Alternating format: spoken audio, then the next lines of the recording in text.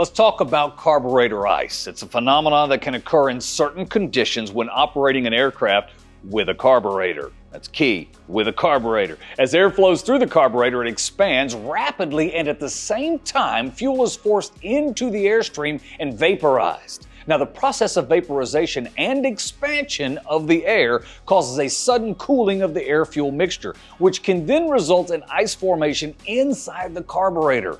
The risk of carburetor ice is most significant, this is important, when the temperature is between 20 degrees Fahrenheit and 70 degrees Fahrenheit and the relative humidity is high. So when flying in these conditions, pilots need to be especially aware of the potential for carburetor icing. To prevent this, carburetor heat is used. When activated, carburetor heat preheats the air before it enters the carburetor. This either prevents ice from forming or melts any ice that's already formed. However, applying carburetor heat has a downside. It lowers the air density, making the air-fuel mixture richer, so more fuel relative to air, which decreases engine power while increasing engine temperatures.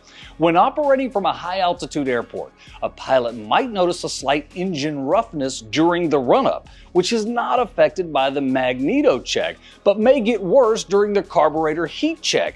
This roughness could occur because the air density is lower at high altitudes, which may cause the air-fuel mixture to become too rich. When carburetor heat is applied, the air density decreases even further, exacerbating the issue. In this case, the pilot may need to lean the mixture to restore proper engine performance.